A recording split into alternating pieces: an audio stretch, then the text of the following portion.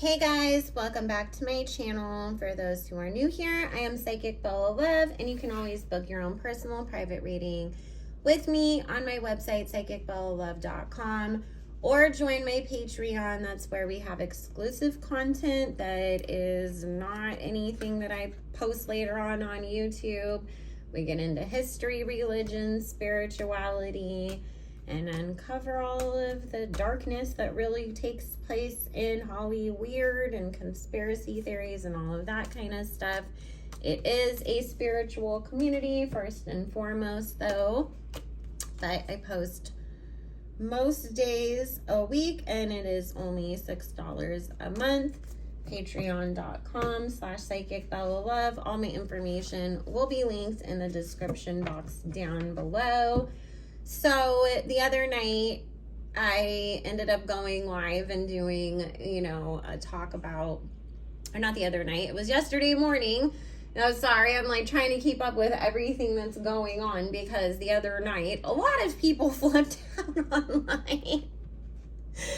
But Ray J sort of took all the, air out of the room. And so we were planning on doing a live reading on the Kardashians, just to talk about updates on their relationships and look at different situations and whatnot.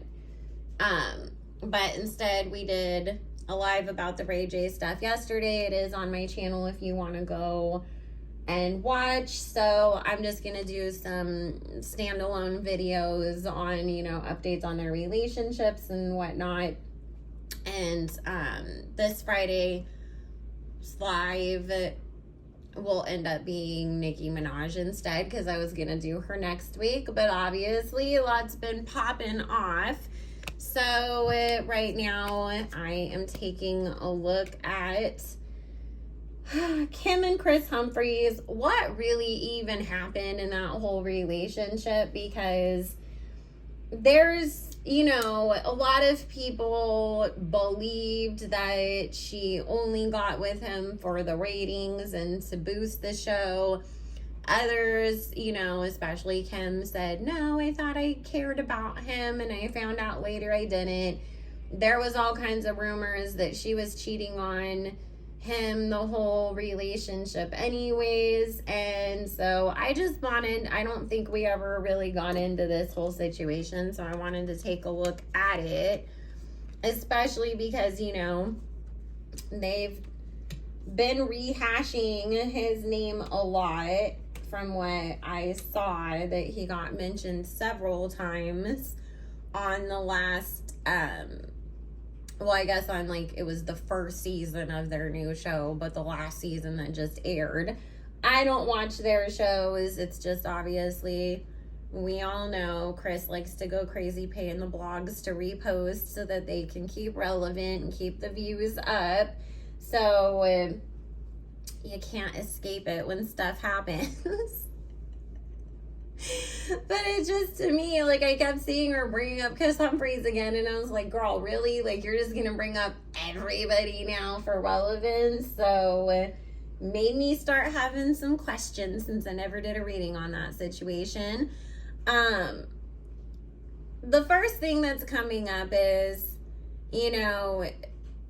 as much as it's in the underlying energy talking about, I was motivated by money, fame, the attention that I was getting, and I was caught up in all of that kind of stuff. And then afterwards, having to go out of your way to portray it as, no, I actually did care about this person. It wasn't the way that you guys think it was, even though we were all pretty spot on, is what Spirit and the underlying energy are saying. Because Kim is coming up as the Queen of Pentacles, but trying to portray herself as the Queen of Cups, which would be, the Queen of Hearts. I wear my heart on my sleeve. I just fall in love with everybody. I can't help it.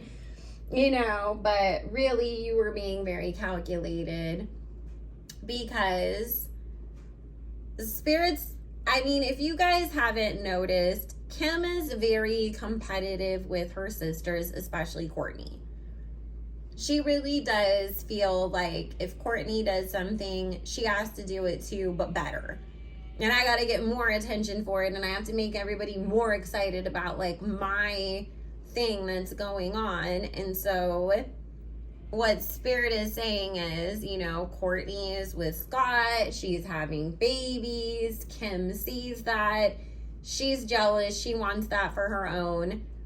And it's like, oh, here's this dumb guy that, you know, is in her mind. I'm not calling Kris Humphries dumb. It's just we're talking about her perception of it. He wants to get married. He wants a family. He thinks I'm pretty. I can just, you know, take advantage of that situation. And Spirit's talking about, it's like her being caught up in this whirlwind of ego, competition, trying to show off to the world, trying to prove to everybody that, okay, well, the other guys I dated didn't choose me, but this one did, so I'm still special, guys. That there was never a check-in moment of, do you really even like this person? Do you really want to be married to them? Do you want to have a family with them? And no, you never thought about any of that. You were just caught up in all the attention, money, fame, everything else that was, you know, coming your way as a result. So Kris Humphries, poor guy, he got into this completely bamboozled. He thought he was getting this pretty girl who was famous and had all this attention and everything into him. She's fed him all kinds of bullshits and lies. I want to build a family. I want to get out of Hollywood. I want to settle down. I don't want to do this kind of stuff anymore. And Spirit keeps talking about, like, there was conversations, or at least she planted the idea of, well, maybe we'll do a show around us as a married couple in our new life in Minnesota, raising our babies, and, you know, Kim's new adventure as a housewife.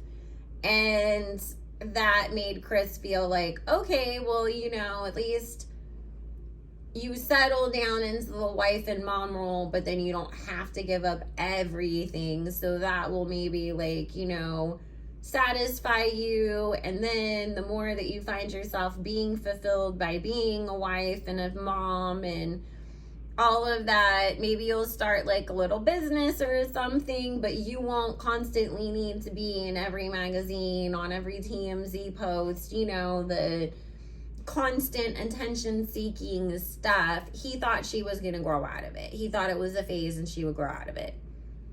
So he was a little stuck in fairy tale land too. Like, let's not, you know, completely act like he, you know, should have. I mean, there was red flags there that Kris should have seen too. However,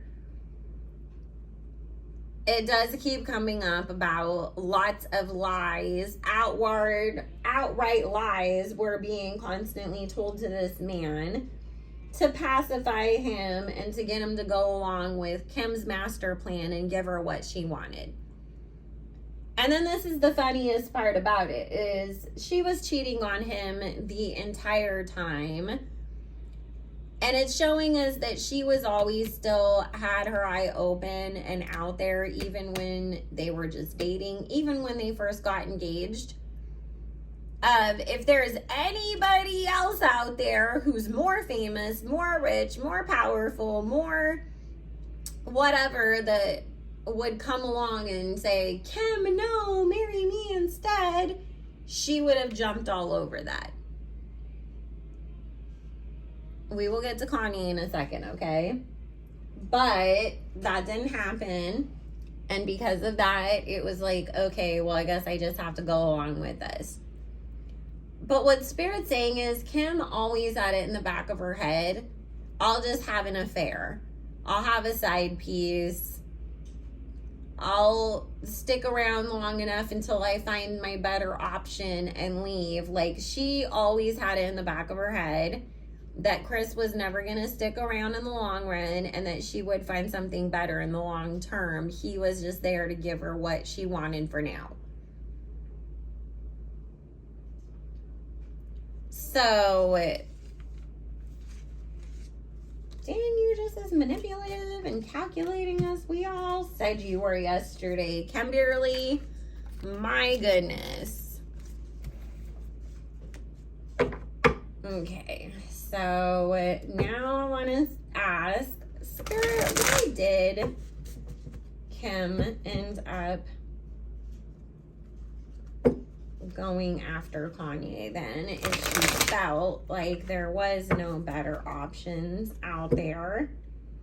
Because, you know, we all know the stories have been told, it's not a secret at this point, that throughout, you know, the whole situation with Kris Humphries, that Kanye was still calling Kim and telling her, like, don't marry him and he's a nerd and all this stuff. And then, you know, she ends up with Kanye. But it's like, why didn't you run to Kanye then if you were looking for somebody better than Kris? And this is the thing, if you guys didn't know, that has been said behind the scenes for years, that, you know, throughout these years of Kanye supposedly lusting after Kim and wanting to be with her, that she would supposedly tell all her friends Kanye stinks, she thought he was annoying, she didn't understand anything that he says.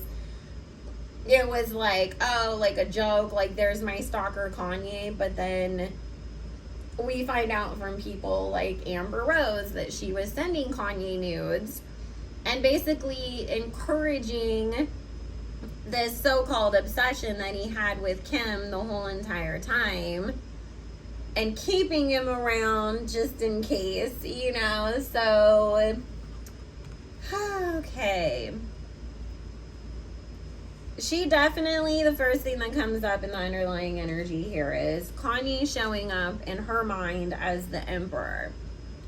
And it's like, even though I'm not planning on being serious with you, if, you know, I can find anybody better, there is still some value to having you around and the attention that it brings every time you do talk about me. Because, you know, Kanye was a really, not that Kanye's not a big deal now, but Kanye was really at the height of his popularity and all of that, his antics too, but his popularity and all the music that everybody was loving him for at that time. And the Kardashians were desperately trying to be taken seriously. And so every time that Kanye did bring Kim up or around, it kind of, you know, in her mind, not only gave her a bunch of attention, but then made her relevant and maybe like legitimized her a bit. And so it was always this whole thing of, I'll keep you around, I'll keep you around, I'll keep you in the back burner, because then you get all excited, you boost me up, and then I go date somebody else anyways, because then it gets other guys interested in me. If that makes sense. Like, oh, if Kanye wants me, then other guys want me too, so that helps my dating life. And it is very much showing up here that she ran to him because everything was hanging by a thread after the whole Kris Humphries situation blew up. It was hanging by a thread, and as in, you know, the show, their relevancy, people, the calling them out for, you know, you made up this fake marriage for all these antics so that you could get views, and now you're getting a divorce, and look what you did to this poor guy and everything. And all of a sudden it's like, who can save us? I know, Kanye. He was there the whole time telling me not to marry this guy anyways. And because the Magician card is showing up next to the Empress card, and if you guys have watched my previous videos where I channeled Donda, she has said that Kim definitely planned that pregnancy with North to trap Kanye, because Kanye was never, like, if they hadn't had kids, Kanye would have ended up moving on from Kim at some point. And So, because what's showing up here is her and Kanye were actually not in a good place when she got pregnant with North. There was a whole thing of what Spirit is saying from his side. Like, Kim, we're really not that serious. Like, Kim trying to, like, push it, like, oh, when we move in together, when we do this, when we do that, and Kanye kind of being like, oh, I thought we were just, like, dating, like, rappers date hot chicks. I didn't think it was, like, that serious. It was more like, I got my fantasy girl, I'm getting it out of my system, and then I'll move on to the serious girl after this. Kim realizes that, goes and gets pregnant to keep the relationship going, gets what she wants out of it, and we all see where we're at now that, and then Kanye unfortunately got used as the pawn to legitimize this whole family and all their nonsense. So, let's see. I want to see how Kris Humphries feels about everything these days. He feels like he escaped the biggest shit show on earth, and it's like, looking back, how did I get swept up into that drama in the first place? How did I get so bamboozled? Why did I even think I wanted to marry somebody like that? I'm so glad that I'm not in the middle of all of this mess. And Spirit saying he doesn't actually keep up with anything that's going on with them. It's almost like a purposeful, I do not want to know what they're up to these days. Do not keep me up with the Kardashians. But obviously there's certain things that happen, like Kim and Kanye getting divorced, or Ray J airing all of them out, that you can't escape. And so when things like that happen, Spirit saying that Kris just looks at it like, I'm so happy I'm not the guy that has to fight over custody with these people. I'm so glad I'm not the one that has to defend myself online, because here they go again trying to claim I did something. He obviously was upset, and Spirit saying it does still bother him to a degree, not a whole lot. It's just when he really thinks about it, the way that they went back and edited things to make him seem like he was just this, like, uncouth dickhead kind of a guy, and that nobody in the family liked him in the first place, and then, they've always tried to go back and paint it like Kim knew all along, and she just felt like she had to follow through with a commitment, and even Kris and Khloe tried to save her from it. Like, Kris feels like that's not how things played out, but that's how they wanted to edit it, and that's how they've played it out ever since. I don't like that. I don't like the idea that people think that I was just this, like, jackass, but at the same time, is it worth the drama that comes from arguing and fighting with these people, because they just take it as, oh, well, here's another PR stunt that we can spin in our favor. Here's something else that'll make people want to go watch the show to see what really happens. And so it's like, I don't want to give them that, but Spirit saying he does, like, he was kind of like, agreeing with Ray J. Like, yeah, y'all bring these men in, use them up, spit them out, and then smear their names forever afterwards. Like, I'm not the only one. You did it to Ray J, you did it to me, you did it to Kanye, you did it to Lamar, you've done it to all these guys. And it's more just like, I hope the rest of the world finally sees them for what they are and who they are, but I'm not going to worry myself over that, because I've got better shit to do, and I'm really happy with where I'm at in my life. The Spirit said he's very, very content and at peace with his life and where he's at right now. So I just want to see what Spirit has to say about Kris Jenner's involvement in all of this real quick as we wrap it up. And by the way, guys, just because I've seen, this comment come up a few times, either in my Patreon, my Instagram, my YouTube comments, whatever, of people waiting for me to be available for an appointment. I set my schedule in advance, like at the beginning of every month. Those are the days that I am able to be available to talk to clients. So whatever is on the schedule is what's available. I'm not adding appointments or suddenly having a bunch of cancellations to have time freed up.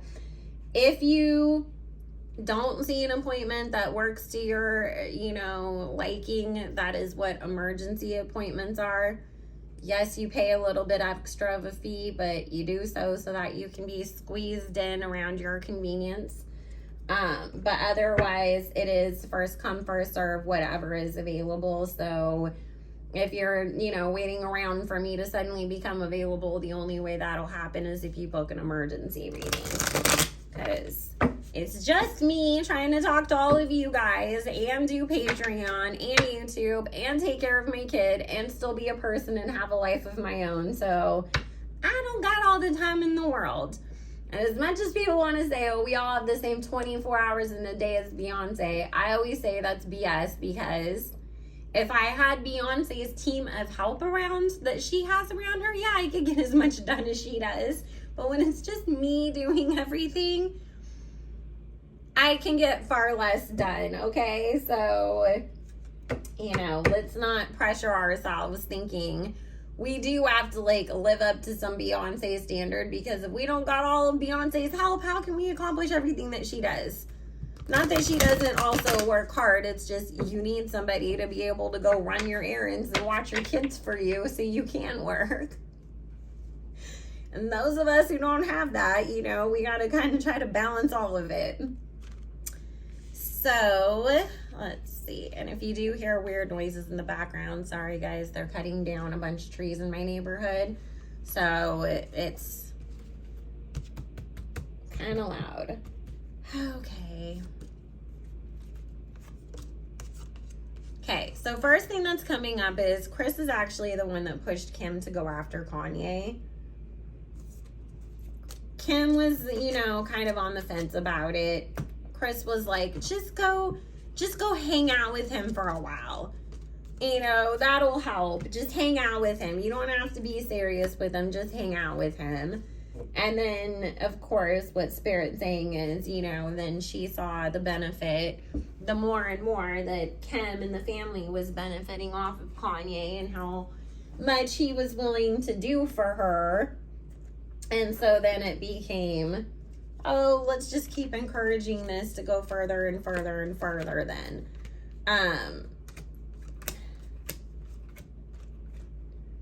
Kris was also behind pushing this whole engagement in the first place behind Kim and Kris Humphries. This is the thing that Spirit's saying. For whatever weird reason, Kris Jenner overly involves herself in her kids' relationships, but not in a healthy way, as in, let me encourage you not to get back together with Tristan for the 50,000th millionth time, Chloe. But, oh no, that's okay, Chloe. We'll just keep kissing Tristan's butt and welcoming him back with open arms. That's fine. Oh, let's go be best friends with Tristan, because why? It's to her. Kris Jenner always comes back to, before motherhood, before family, it always comes back to holding on for dear life to whatever it is that she's worked her butt off to obtain for these kids in the first place. We know the woman worships the devil and does all kinds of magic and everything. So it's I have literally sacrificed people and done all kinds of crazy shit to make these kids successful. So I will do whatever it takes to keep that spot that we fought so hard for. Even if that means encouraging my daughters to date the wrong people because it gets attention, or to push them to date somebody and then help them get out of it when that doesn't work anymore. And now we found somebody else who can keep you more relevant or help you more in your career. So it is very ironic, hypocritical, whatever else you want to call it, to see that Kris Jenner was a driving factor in why Kim even wanted Kanye in the first place. So now she seems to be Kanye's enemy number one. But, I mean, obviously, Kanye's eyes have been opened and he's been around them long enough to see how much Kris manipulates things, Kris runs the show, and how her kids, Kim especially, are so willing to do whatever it is that their mom wants them to do. And Kim is so much like her mom that I think that, you know, Kanye is just realizing, like, I will never only just be fighting Kim. I'm always going to be fighting Kris Jenner, too. And Kris Jenner is the one who puts the battery in Kim's back, taught her to be this way, encourages it, and will continue to push it forward. So, well, apparently everything that everybody thought about that whole entire situation with Kim and Kris Humphries in the first place was true. And she 100% did get with Kanye just to use him anyways. So, just wanted to take a look at that real quick. Stay tuned, guys, because like always, I do have other videos coming your way, including the other Kardashian sister relationships. Obviously, I don't know if I'll have the time to get them all recorded and uploaded today, but they will be throughout the rest of this week and next week. And Friday, 6:30 p.m. Pacific Standard Time, 9:30 Eastern. We will be live, and, you know, unless anything else happens that's even more crazier than the Nicki stuff that we need to talk about instead, we will be covering Nicki Minaj and her airing everybody out and all the responses and basically what the hell is even going on with all the rap girlies and all their beefs right now. So make sure you like, comment, subscribe, turn those notification bells on so you don't miss anything. And if you want to book your own personal private reading, join the Patreon or follow me on Instagram. That information will all be linked down below. I hope you guys are having a good one, and I will talk to y'all later. Bye.